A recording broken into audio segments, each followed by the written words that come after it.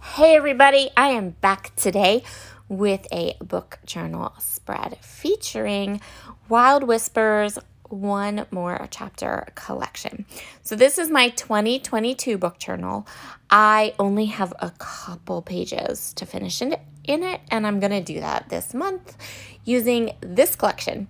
So I will have 2 process videos, and then I'm also going to go live in the Facebook group on March, I think it's the 17th or 15th, and it's the 15th, and I'm going to do the last 3 pages and finish up this project. I've already read, I think, 3 or 4 books this year, which is amazing for me because I generally only have enough time to read like 1 or 1.5 books. So I'm super excited to have already gotten like a nice start on my reading journey for 2023.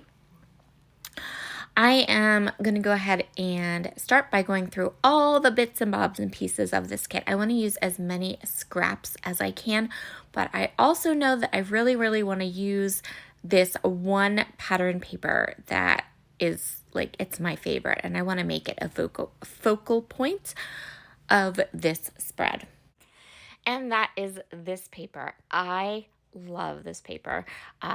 One of Wild Whispers owners, Heather, actually took this picture, and I remember when she posted this picture in the design team Facebook group, and I was like, oh, that needs to be paper. And sure enough, it became paper.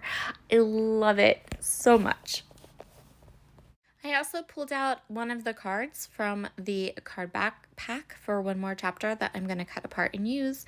I have a die cut there, and this is actually like the cover piece of the One More Chapter paper pack, but I'm just going to grab this little strip that is that same book pattern. I'm going to use it on my spread as an accent piece on the other side. So now I'm going to go through my scraps. I'm going to pull absolutely everything and anything that I think I can use on my spread for this page. I'm going to start with this 4x6 card, and I'm going to cut it all apart. So it has like a star, and then it says star review, and then it has some lines, and I do have things to write about this book.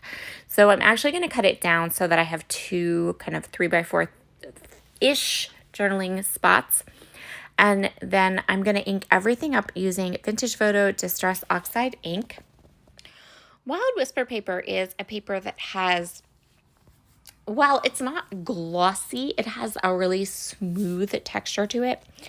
And my tape runner, my Kokuyo tape runner doesn't like to stick to this paper sometimes. So I'm going to glue everything down using my Nuvo Deluxe adhesive just a little bit. It doesn't take much. And I'm going to get those 2 kind of, that star rating part down, and then also the writing, because I do want to do writing about this book. And that is what I'm going to do next. So I'm just going to go ahead and add the journaling I want to journal about, and then I'm going to add that little red tab that I pulled out from the ephemera pack, and I'm going to add the day I started the book and the day that I finished the book. So I'm going to go ahead and layer up these 2 little ephemera pieces before I add the tab that has the start date and the end date. And then we can go ahead and I can work on the rest of the spread, the other side of the spread. For the left side, I added that little strip that I had cut off earlier. I'm going to use that on the left side. And then I'm just going to add layers and layers of these scrap papers onto my page. So I had all these kind of small little scrap papers, and I'm going to go ahead and kind of layer them up behind my book cover.